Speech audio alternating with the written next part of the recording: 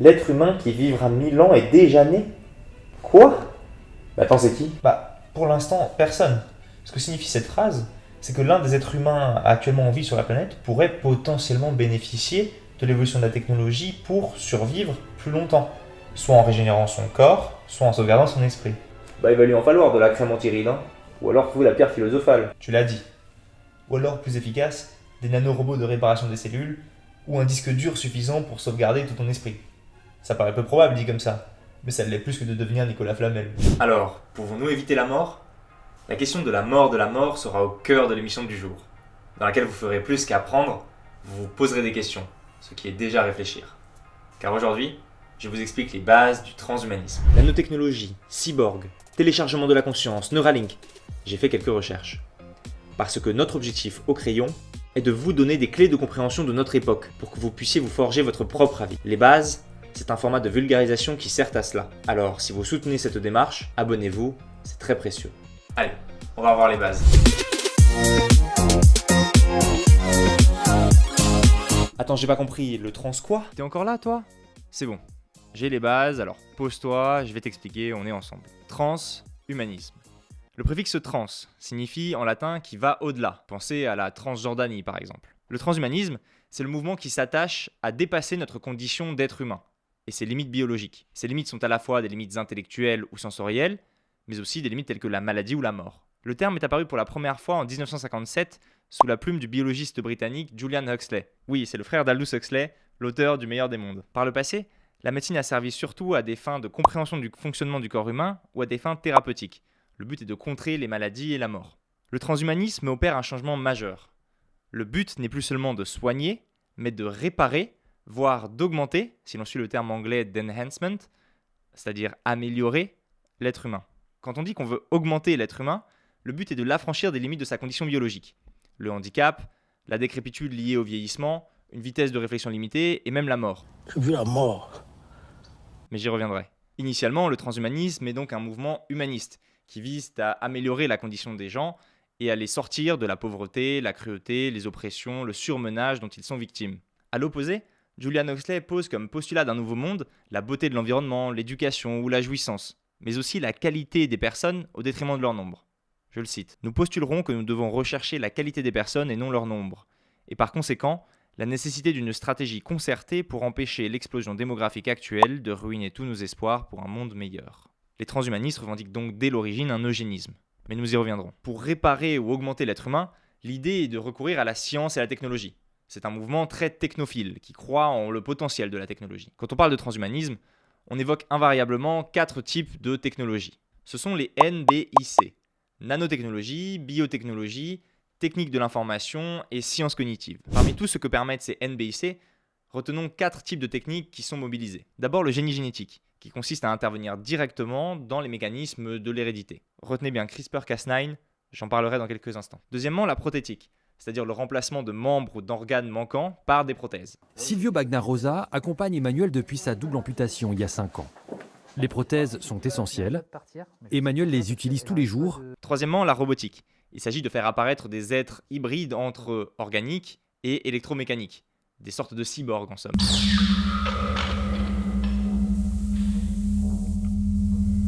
Quatrièmement, l'intelligence artificielle, afin de développer la puissance cognitive de l'humain en le liant à la machine. Les 2 derniers axes sont développés par exemple par l'entrepreneur transhumaniste Elon Musk. Son entreprise Neuralink travaille à développer des puces qu'on pourrait implanter dans le cerveau afin de pallier certaines déficiences ou de guérir certaines maladies. Je pense à Parkinson ou à des lésions de la moelle épinière ou encore à la démence. En 2020, Neuralink a implanté une puce de la taille d'une pièce de monnaie dans le cerveau d'un cochon. Pauvre Gertrude. Alors on pourrait se dire mais c'est horrible de devenir un cyborg, j'ai pas envie d'être Terminator.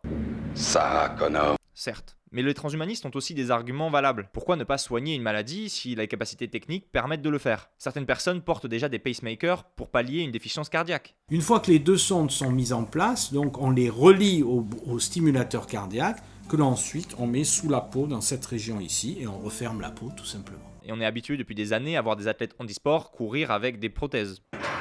And this time they are away, and Peacock goes away strongly. It's Johnny Peacock in the lead. Outre ces arguments-là, Elon Musk a un point de vue intéressant sur la question. Il estime que la technologie, par exemple les téléphones portables, nous permettent déjà de dépasser les limites de notre corps.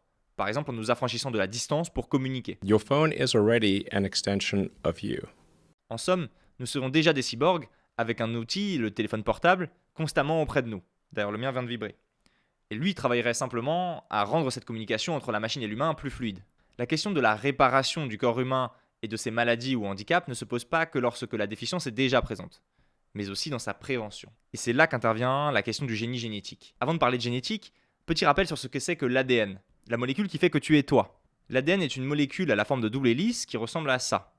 Sur cet ADN, il y a des gènes, et ces gènes déterminent par exemple la forme de ton gros orteil. Et nous les humains, quand on découvre un truc, on ne peut pas s'empêcher de le triturer dans tous les sens pour explorer ses possibilités. Alors il suffit que Watson et Crick mettent à jour l'ADN en 1953 pour que quelques décennies à peine plus tard, on se retrouve, bam, avec des OGM, du clonage de brebis et des scientifiques chinois qui te proposent de faire tes courses sur les gènes de tes enfants. Oui. Vous vous souvenez de CRISPR-Cas9 que j'évoquais à l'instant ? Eh ben c'est justement ça. Une espèce de paire de ciseaux à ADN qui te permet de découper la molécule pour déplacer des gènes et ainsi déterminer ce que tu veux comme caractéristique pour le bébé à naître. Les deux femmes à l'origine de cet outil, la française Emmanuelle Charpentier et l'américaine Jennifer Doudna, ont d'ailleurs reçu le prix Nobel de chimie 2020 pour cette découverte. Alors la découverte de cet outil génétique est plutôt cool pour la science en soi, mais lorsqu'en avril 2015, une équipe de généticiens chinois manipule des dizaines d'embryons humains afin de réparer ou d'améliorer leur génome, ça soulève des questions. La principale est celle de l'eugénisme, une pratique qui consiste à contrôler qui naîtra ou non en fonction de ce que l'on souhaite pour la population. Alors le souci d'avoir de bons bébés existe depuis des siècles, mais le terme eugénisme apparaît au 19e sous la plume d'un cousin de Darwin. Le terme eugénisme est intimement lié au transhumanisme. En 1939, Julian Huxley est l'un des biologistes à l'origine du Manifeste des généticiens, qui prône l'eugénisme. Et en 1957, lorsqu'il crée le terme transhumaniste, c'est parce que le terme d'eugénisme a été discrédité pendant la Seconde Guerre mondiale à cause des pratiques eugénistes racistes des nazis visant à la protection du sang et de l'honneur allemand. Wir haben unwertes Leben nicht nur erhalten, wir haben ihm auch Vermehrung gewährt. Die Nachkommen dieser Kranken sahen so aus. Sur l'eugénisme, la France a une position très ferme. C'est l'acte le plus sévèrement réprimé par le code pénal parce qu'on le considère comme un crime contre l'espèce humaine, au même titre que le clonage. Malgré cela, ce n'est pas si évident de jeter tous les arguments transhumanistes à la poubelle. Attention à ne pas jeter le bébé avec l'eau de l'éprouvette. Luc Ferry donne cet exemple parlant dans son essai « La révolution transhumaniste ». Imaginons qu'en manipulant, par exemple avec l'outil CRISPR-Cas9, les gènes d'un individu, on puisse prévenir l'apparition chez lui de n'importe quel type de cancer. Alors, est-ce qu'on le fait ou non ? La question se pose. Et si on décide de ne pas le faire, et que chez la personne apparaît un cancer, pourra-t-on lui expliquer que pour des raisons éthiques, on a délibérément choisi de ne pas le prévenir son apparition ? Toutes ces réparations et augmentations de l'être humain ont une finalité, l'horizon du transhumanisme. C'est la mort de la mort. Dépasser sa mortalité n'est pas un horizon neuf de l'humanité. La fiction regorge d'exemples à cet égard, depuis le mythe d'Orphée jusqu'à Full Metal Alchemist, en passant par Nicolas Flamel et sa pierre philosophale. D'une certaine manière, d'ailleurs, quand on soigne, on cherche aussi à éviter la mort. Pourquoi est-ce que ce serait différent avec le projet transhumaniste ? Est-ce que ce serait parce que la médecine thérapeutique soigne pour prolonger la durée d'une vie qu'on sait finie ? La question se pose. Je dirais surtout que la différence est que là, on a des perspectives sérieuses d'y arriver. Mais comment on fait d'ailleurs ? Alors parmi le panel de solutions qu'on peut imaginer pour dépasser la mort, il y a par exemple des nanorobots. Des robots minuscules qui viendraient soigner nos cellules directement dans notre corps et nous régénéreraient comme Wolverine. On pourrait aussi imaginer des progrès sur la cryogénisation, c'est-à-dire la conservation à une température tellement basse que les tissus arrêtent de vieillir. Il fait au moins 8000. On a déjà évoqué aussi la possibilité du remplacement d'organes défaillants par des pièces mécaniques ou bioniques. #Terminator. Possibilité encore plus folle, celle de survivre dans un metaverse, ce à quoi travaillent désormais beaucoup d'entreprises dont Meta. Enfin, on pourrait imaginer qu'on développerait la possibilité de télécharger son esprit. Alors ça veut dire quoi, télécharger son esprit ? Imaginez qu'on puisse sauvegarder toute sa mémoire, ses souvenirs, dans un ordinateur ou un disque dur, pour les réimplanter ensuite dans un autre corps. Ok, let's go ! Alors, aujourd'hui, on n'est pas encore en mesure de déterminer si on serait capable d'objectiver notre esprit, c'est-à-dire de le transformer en objet. Est-ce que la conscience est simplement la somme de toutes les connexions neuronales ?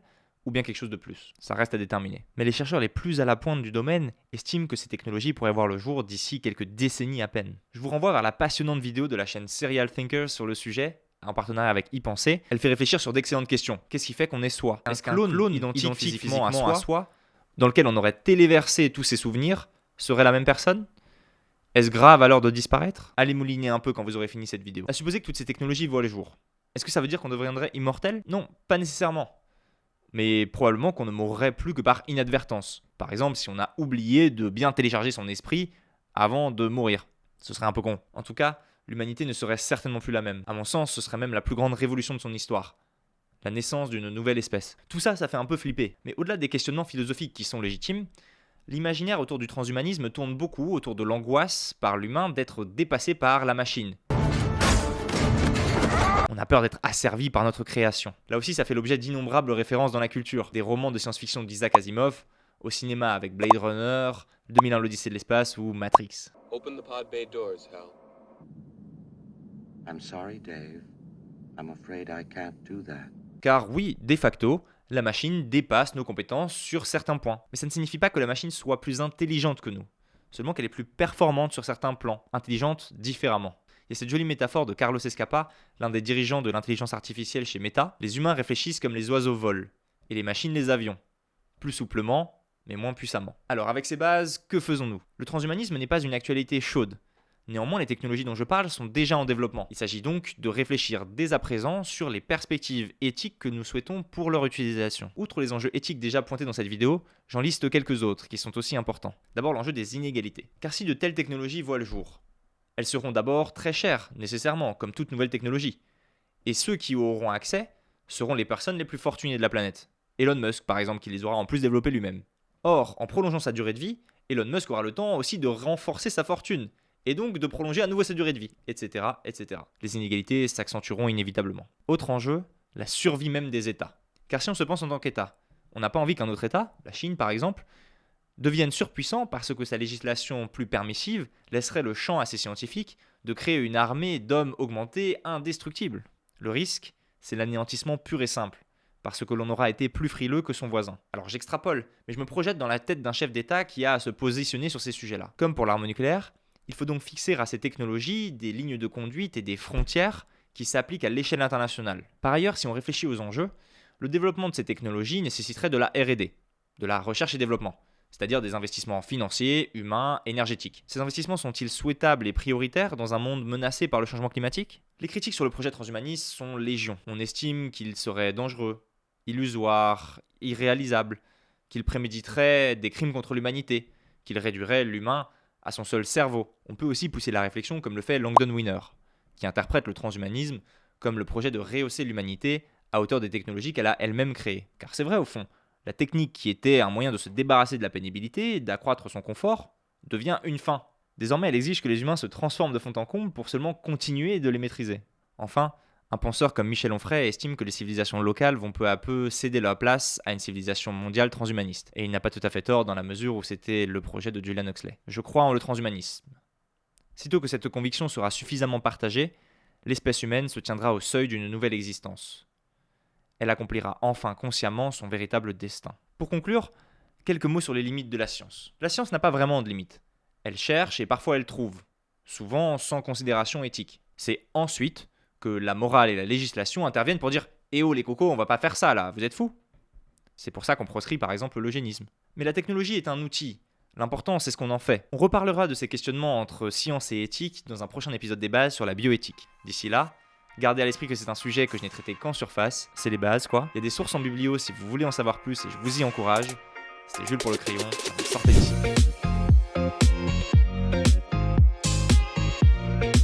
C'est la fin de cette vidéo, j'espère qu'elle vous aura plu. N'hésitez pas à nous le faire savoir en commentaire, c'est toujours précieux pour nous. Et puis surtout, abonnez-vous à la chaîne du crayon et activez la cloche, ça soutient notre travail. Merci.